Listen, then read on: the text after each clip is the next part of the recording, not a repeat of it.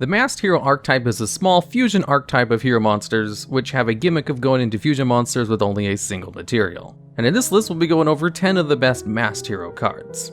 And at number 10, we have Form Change. This is a quick play spell card, which allows you to special summon a Masked Hero monster from your extra deck by returning a hero fusion monster you control to the extra deck at the same level. With most of the Masked Hero fusion monsters being level 6 and 8, and with a lot of the most used hero fusion monsters being level 8, this is a way to tag them out if they're about to get destroyed by some kind of card effect, since it's a quick play spell card.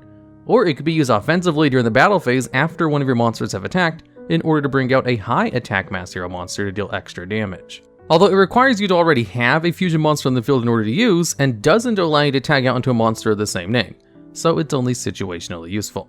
If it could be used in order to tag out a Masked Hero monster into just another copy of itself, then it might be a little bit more useful, but instead it's just a niche Masked Hero support card which occasionally sees play in Masked Hero focused hero decks.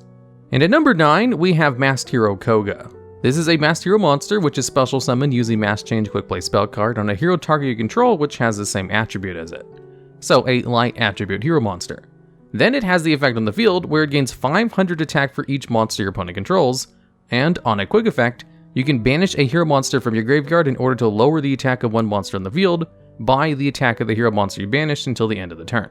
So this thing is a beast of a beat stick, which goes up to 3000 attack if your opponent controls a single monster, and you can banish some pretty beefy targets from your graveyard to lower the attack of whatever monster you want to attack over, which can also be used offensively, as it's a quick effect, so you can just use it if it's going to be attacked by something, or use it to protect one of your other monsters by lowering your opponent's monster's attack. And it's actually really good with just how it's able to beat over pretty much anything. The only problem with the card, and the reason it doesn't see as much play as some of the other Masked Hero monsters at the higher spots, is because there are no good light attribute main deck hero monsters which hit the field. Currently, the two most played light attribute main deck hero monsters are Elemental Hero Honest Neos and Evil Hero Adusted Gold.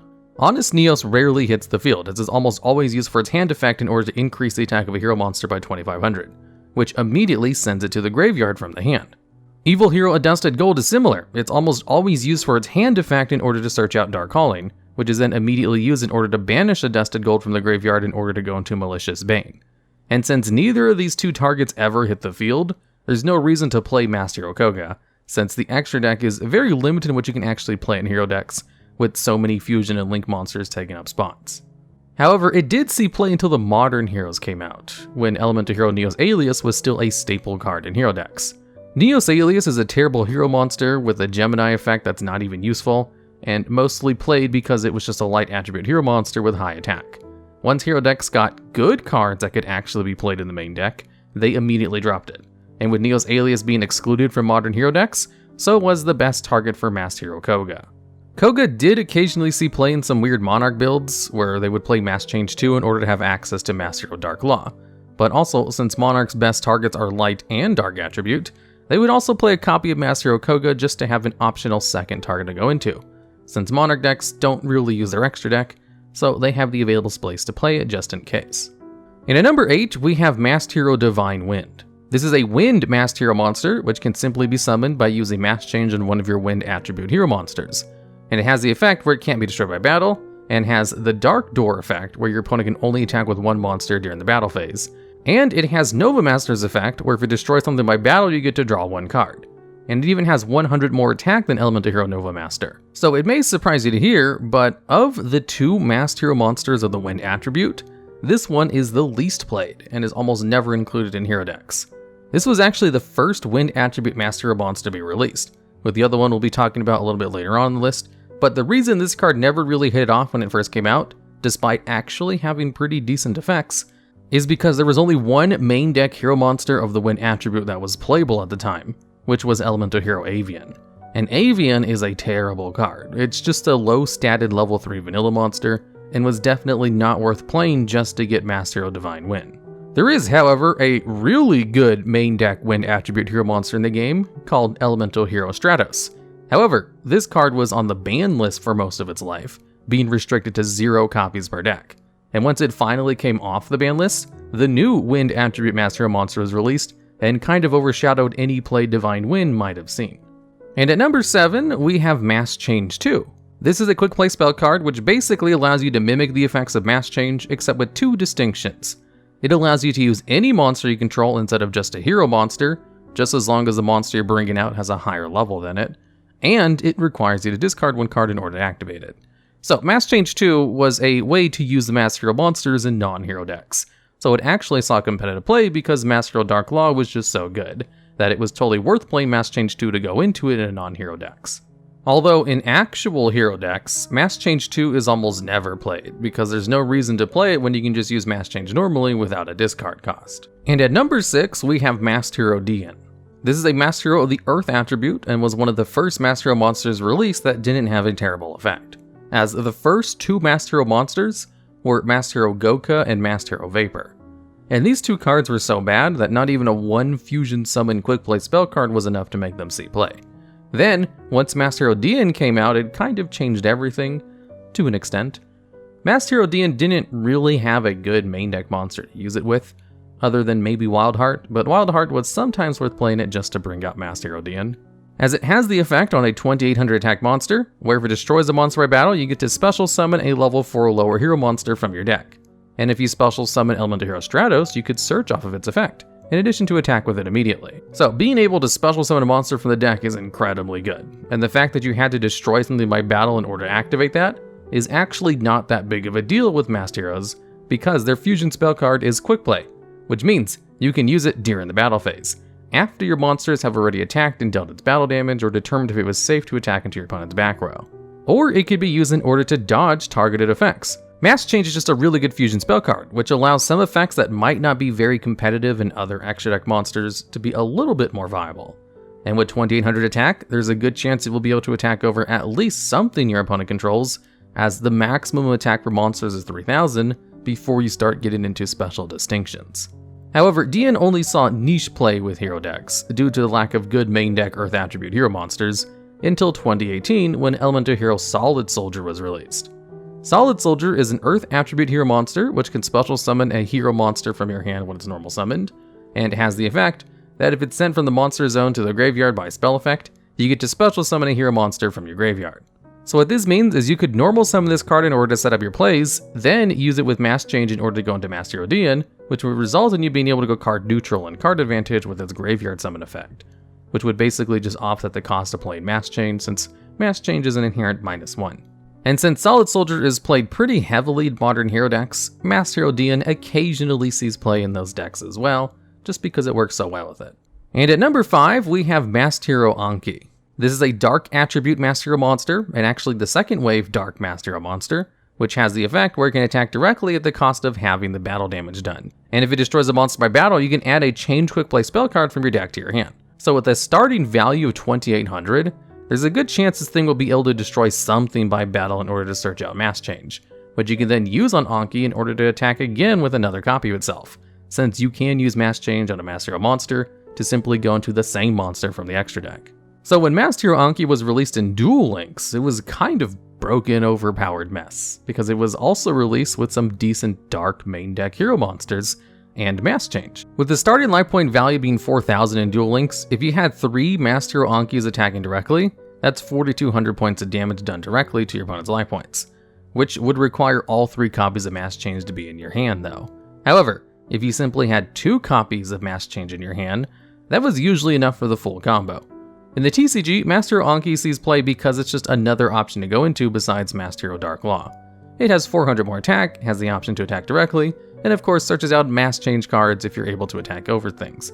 So you could just go into Master Hero Anki to destroy one of your opponent's monsters by battle, search out Mass Change, and then use Mass Change on Anki to end off on a Dark Law. Although that's more of an option rather than a thing all hero decks do, usually they only play the top 4 Master Hero cards to keep the Master Hero engine as small as possible. And at number 4, we have Master Hero Blast. This is the second wave Master Hero Wind monster, which has the effect where, when it's special summoned, you can permanently have the attack of one of your opponent's monsters. And also it has a quick effect where once per turn you can pay 500 life points to return one of your opponent's spell and trap cards to their hand. Now with less attack than Master Hero Divine Wind, and having 2 much more minor effects, it seems odd that Master Hero Blast is played almost exclusively over Master Hero Divine Wind, when they both have the same summoning conditions. And the reason for that is because Masked Hero Blast can immediately impact the field once it hits the board, whereas Masked Hero Divine Wind's effects are all battle related.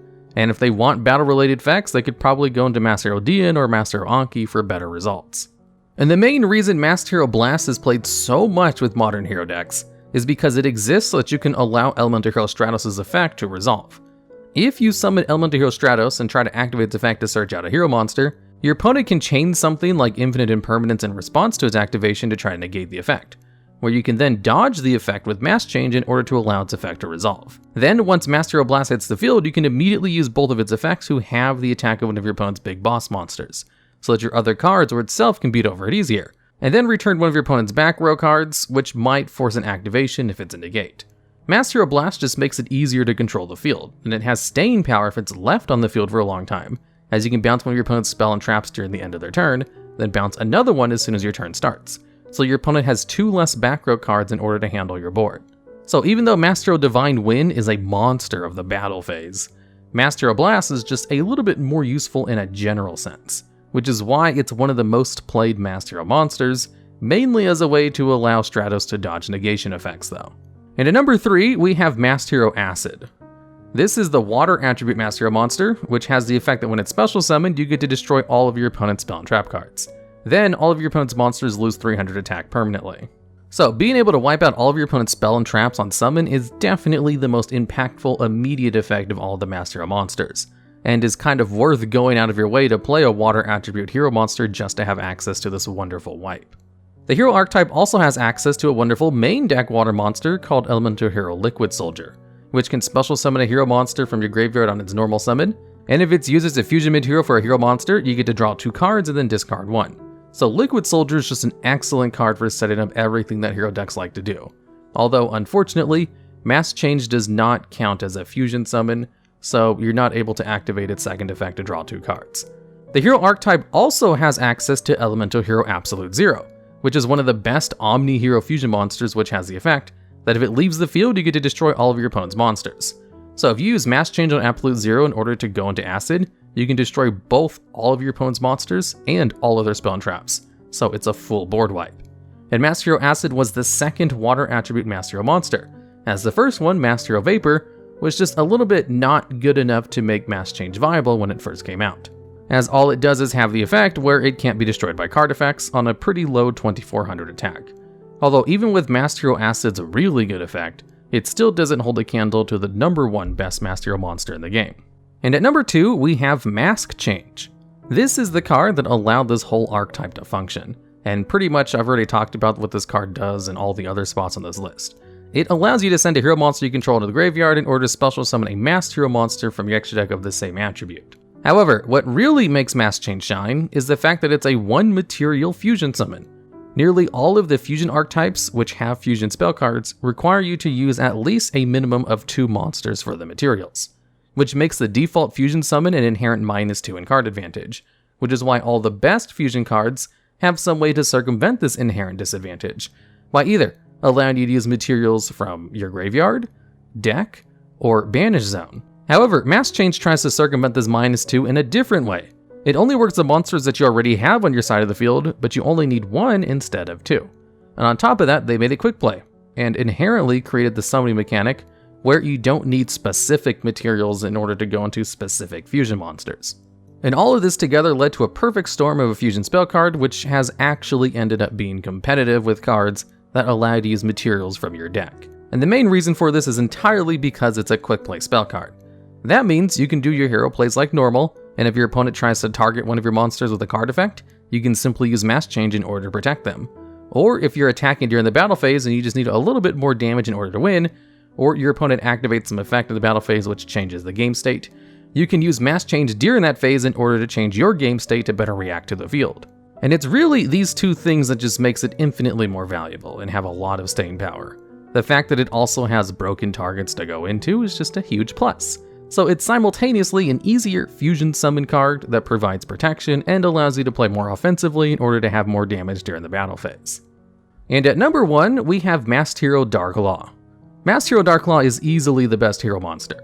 Not just the best masked hero monster, but the best hero monster overall. And of all of the various hero archetypes, Master Hero Darklaw's effect has single-handedly kept heroes a competitive meta deck. And the reason he's always slouching over is because he has to constantly carry the whole archetype on its back. Not only is Master Hero Darklaw the best hero monster, it's one of the best fusion monsters in the game as well. It's also just one of the best boss monsters. This thing is so much better than the entire hero archetype that it's kind of out of place. And it only has 2 simple effects. One of them is that while this card's on your field, your opponent's field is treated as if under the effect of the Macrocosmos effect, where all of their cards are banished instead of going to the graveyard, which completely stops so many meta decks from doing what they want to do. And Macrocosmos is a floodgate that's limited to 1 copy because it's really good. And the original version of this card affects both players, so only being able to subject your opponent to this powerful floodgate is incredibly valuable on its own. Its other effect is if your opponent adds a card from their deck to their hand except during the draw phase, you can banish 1 random card from your opponent's hand. This effect is once per turn, but only a soft once per turn. So if you have 3 copies of Darklaw on your side of the field and your opponent searches out 1 card from their deck, you get to banish 3 cards from their hand. Although just having a single instance of this effect is incredibly good. Being able to rip cards out of your opponent's hand is one of the strongest effects in competitive Yu-Gi-Oh!, which is why pretty much every card that allows you to discard from your opponent's hand too easily is just straight up banned, or has heavy restrictions on how you're even able to use the effect, like triple tactical talents. And the activation requirement for ripping a card from your opponent's hand is something that all competitive meta decks do regularly. It's basically the same trigger as Ash Blossom and Joy Spring, which is one of the most played hand traps because it's able to negate one of the most common things that meta decks do, i.e. searching cards from their deck. So Darklaw is simultaneously a super powerful floodgate, and it has a super powerful hand disruption tool, which is incredibly easy to trigger, on top of a monster that's incredibly easy to bring out, thanks to the whole mechanic of mass change. And being a dark attribute monster helps it a lot in hero decks, as modern hero decks are pretty dark-centric because of Fusion Destiny, their best fusion spell card, which locks you into only dark hero monster summons for the rest of the turn after you use it. Master Hero Darklaw can also be brought out exclusively with only a single card in your started hand, a Hero Lives, thanks to Elemental Hero Shadow Mist. A Hero Lives can only be activated if you control no face-up monsters, requires you to pay half your life points, and simply special summons a level 4 or lower Elemental Hero monster from your deck. Elemental Hero Shadow Mist has the effect that when it's special summoned, you get to add a change quick play spell card from your deck to your hand. And it has another effect where if it's sent to the graveyard, you get to add a hero monster from your deck to your hand. But both of its search effects share a hard once per turn. So, all you have to do in order to get both of the effects is just wait until your opponent's draw phase in order to activate Mass Change to bring out Darklaw, so that you get both of its search effects, and your opponent gets 100% uptime on Master Hero Darklaw's Floodgate. And Master Hero Darklaw is the real reason why a Hero Lives is limited to 1 copy. In case you ever wondered why this random hero card constantly stays limited on the ban list, it allows you to go into Master Hero Darklaw while going +1 in card advantage. And Master Hero Darklaw is so good that it sees play in non-hero decks thanks to Mass Change 2. Non-hero decks that have played Darklaw to competitive success in the past includes Grenmaju, Orchist, Noble Knights, True Dracos, Endymion, Necros, Phantom Knights, Cosmos, Zodiacs, Burning Abyss, Monarchs, Dark Lords, Infernoids, Frogs, Atlanteans, the list goes on and on. It's seen so many play in non-hero decks that it almost eclipsed the amount of play it's seen in competitive hero decks, simply because competitive hero decks don't see a large representation at most events. And also because Dark is easily the best attribute in the game, because of the plethora of amount of support of just really good Dark attribute monsters.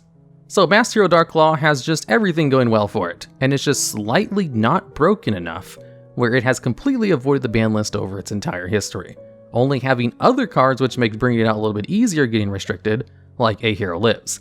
And also why it was a no-brainer #1 spot on this list. Usually there isn't one card which is just ridiculously better than the rest of its archetype.